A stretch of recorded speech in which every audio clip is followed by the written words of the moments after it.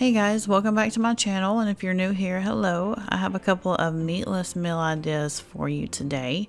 The first one I made was a creamy tortellini and veggie skillet, which turned out really well. I wasn't so sure originally how the flavor combinations were going to go, but it turns out this is a really great mix, and my family asked me to do it again. So if you are into having a meatless meal night or you're just simply vegetarian, then I highly suggest you trying this.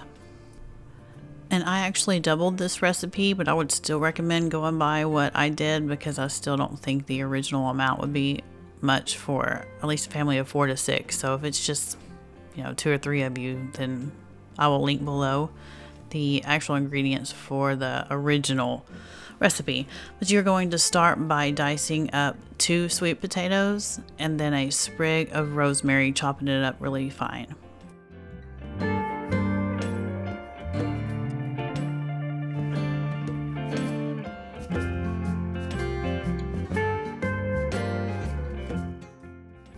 I love trying out new simple meatless meals every now and then, so if you have any of your favorites that you would like to share with me to try, then be sure to let me know below in the comments.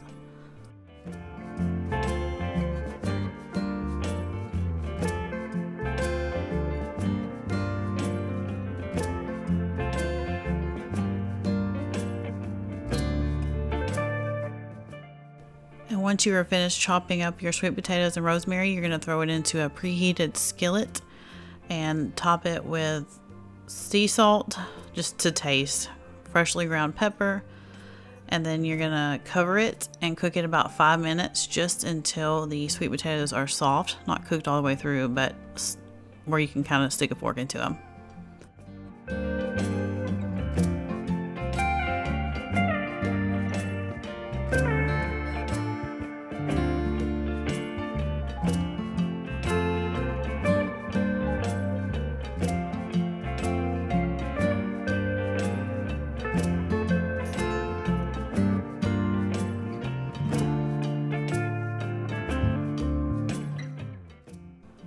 And once your potatoes are done, you're going to put in 2 cups of vegetable broth and a 6-ounce bag of baby spinach torn up into bite-sized pieces.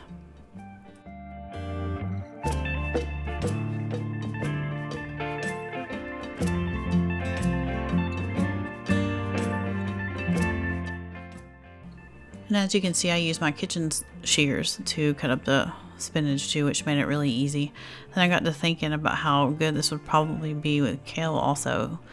You have to let me know if you prefer kale or spinach in recipes like this.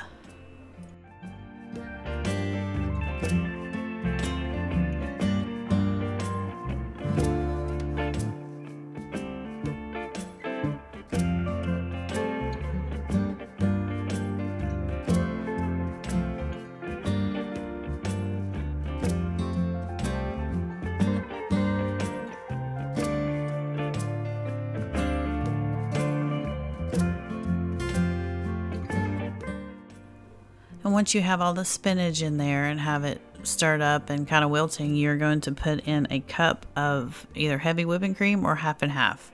I used heavy whipping cream because it's what I had. And then you're going to cover it and just let it simmer for about 10 minutes.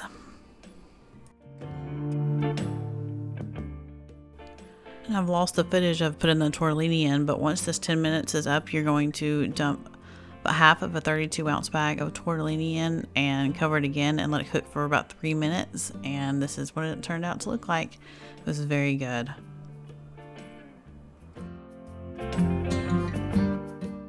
The next recipe I have for you is a tortilla soup from the Thug Kitchen cookbook, and I doubled this one as well for leftovers.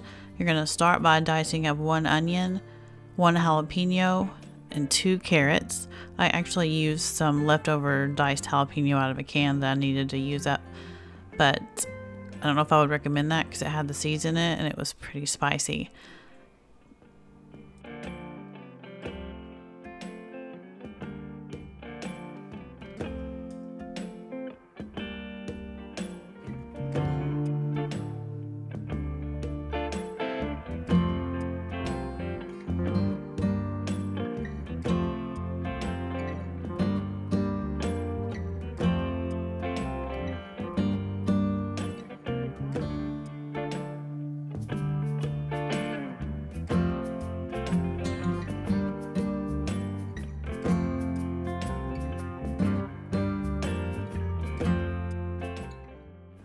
And this recipe actually calls for a can of diced tomatoes also, but I had a couple of tomatoes that I had picked up off the side of the road the other day, homegrown, and we thought that they would be really good diced up in it, and it was. So if you have those on hand versus a can of diced tomatoes, I'd highly recommend that as well.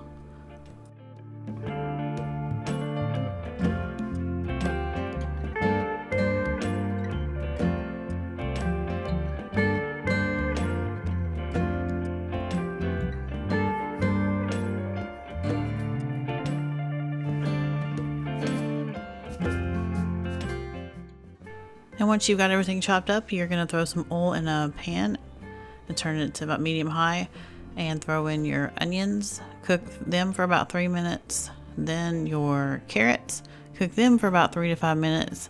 And then throw in 4 cloves of garlic, the diced up jalapeno, and seasoning mixture, which is 2.5 teaspoons of cumin, oregano, chili powder, and 1/8 of a teaspoon of salt, which, like I said, I doubled this recipe, so I doubled those, but that's for the original recipe.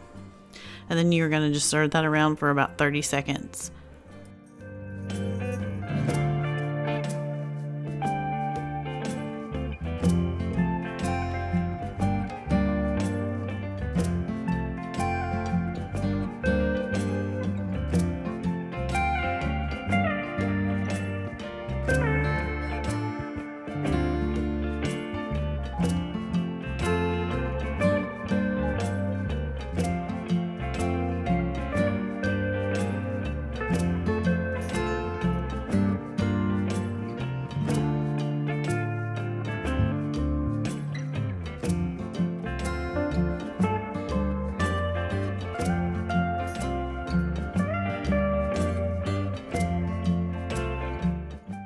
And now that your kitchen's smelling awesome, you're going to throw in your diced tomatoes, tomato paste, and vegetable broth.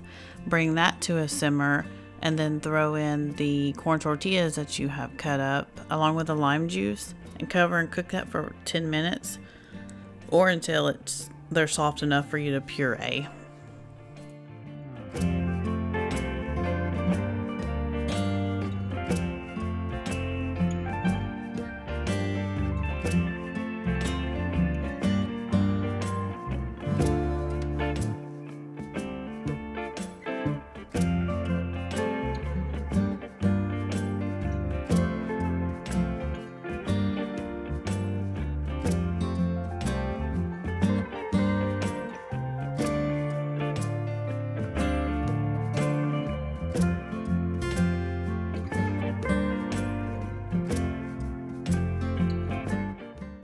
Now once everything is cooked and the tortillas are soft, you're going to either use an immersion blender or put the soup into a blender and blend it up until everything is smooth. And you can top it with chickpeas, which is what we did. It was really good. Of course, tortilla chips, anything that you top a tortilla soup with. And this is surprisingly delicious. The first time I ever tried it, I wasn't so sure how that was going to turn out because it didn't sound all that great, but it is so full of flavor.